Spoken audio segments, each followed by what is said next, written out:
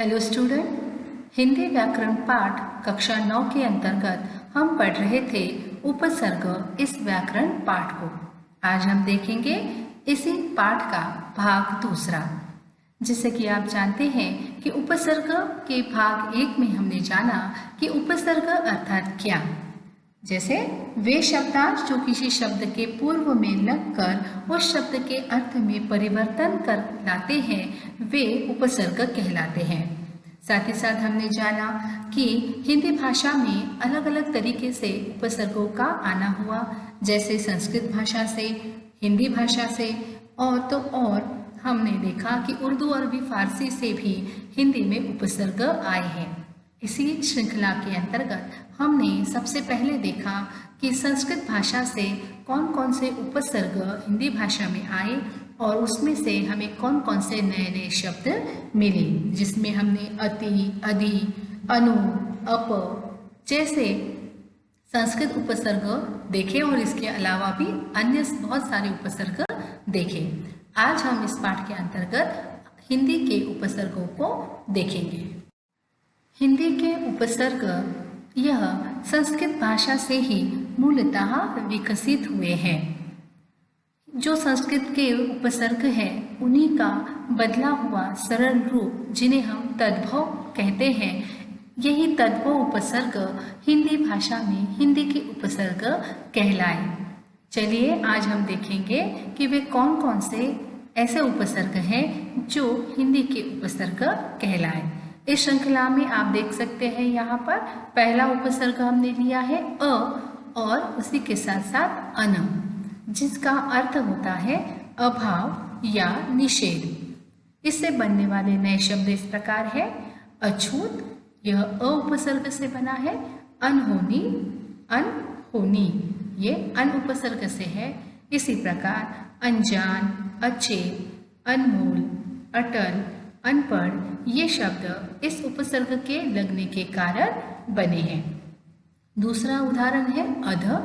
अध इस उपसर्ग का अर्थ होता है आधा और इससे बनने वाले शब्द है अध जला, अध पका, अध मरा और अध कचरा।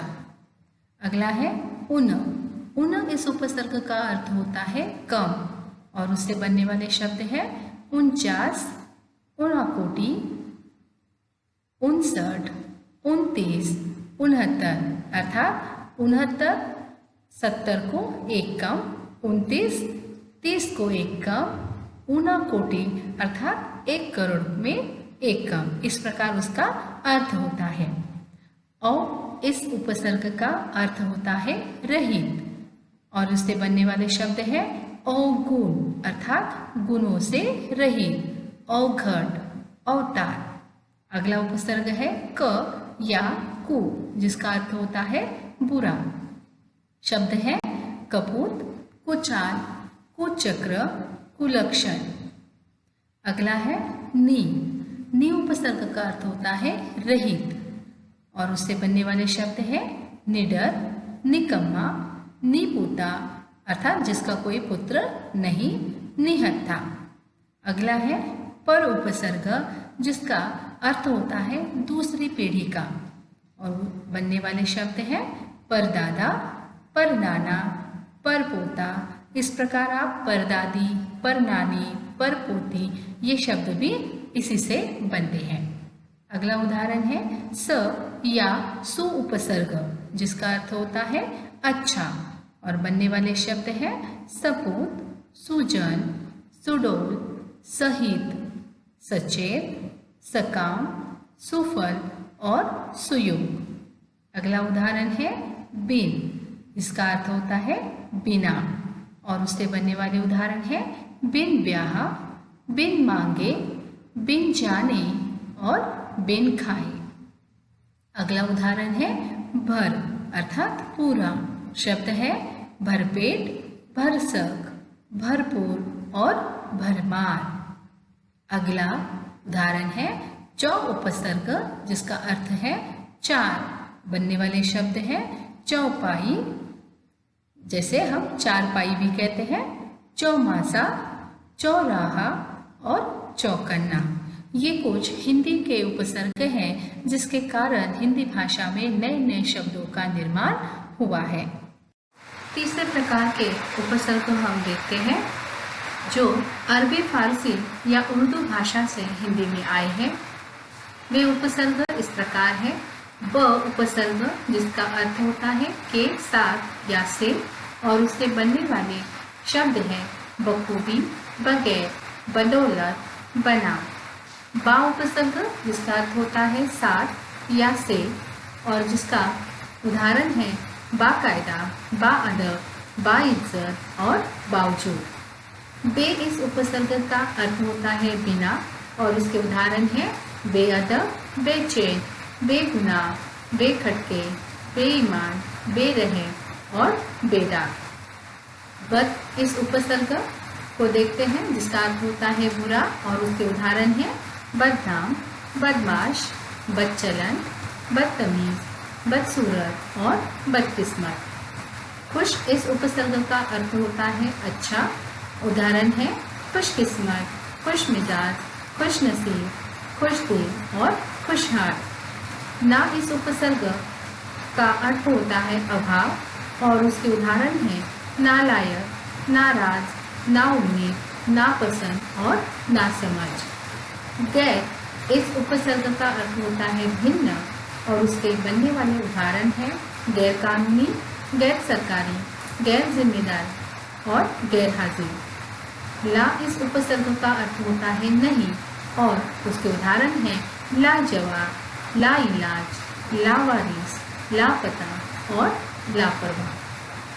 कम इस उपसर्ग का अर्थ होता है थोड़ा और उसके उदाहरण है कम अक्ल, कमजोर और कम उम्र।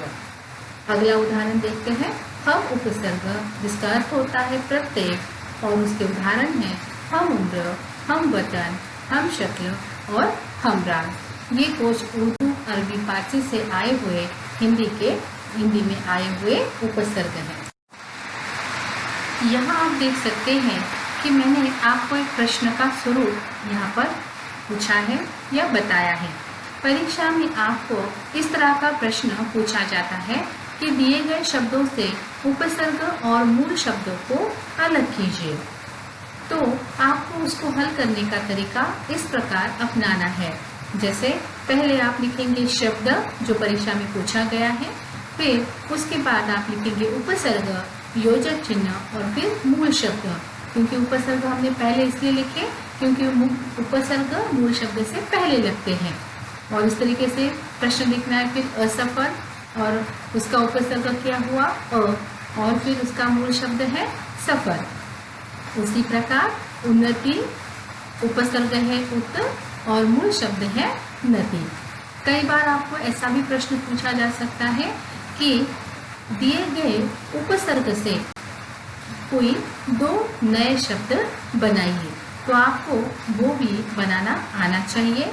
परीक्षा में आपको उपसर्ग ये प्रश्न 2 अंकों के लिए पूछा जाता है। उपसर्ग इस पाठ पर आधारित प्रश्न इस प्रकार है। यहाँ मैंने कुछ शब्द आपको दिए हैं और आपको इन शब्दों में से मूल शब्द एवं उपसर्ग को अलग करके बताना है। जैसे पद्धति मैंने अभी आपको बताई है, जिसमें शब्द हैं सत्कार, अंतकरण, पुनर्मिलन, अनर्थ, बामुलाइजा, हमसफर, लाचार, नामुमकिन, बेबुनियाद, कठोर, चिर प्रतीक्षित, दुर्भावना, निर्मूल, अवकृपा, संचालन, उद्गम और प्रभंजन। ये कुछ उदाहरण आपको उपसर्ग के पहले वीडियो और ये आज का वीडियो, इन दोनों के आधार पर आपको हल करने हैं। साथ ही साथ आज जो हिंदी एवं उर्दू के उपसर्ग और उसके उदाहरण हमने पढ़े हैं उसको आपको दोबारा से आपके नोटबुक में लिखना है। तो ये प्रश्न आपको हल करने हैं। आशा करती हूँ कि आपको उपसर्ग यह टॉपिक अच्छी तरीके से समझ में आया होगा।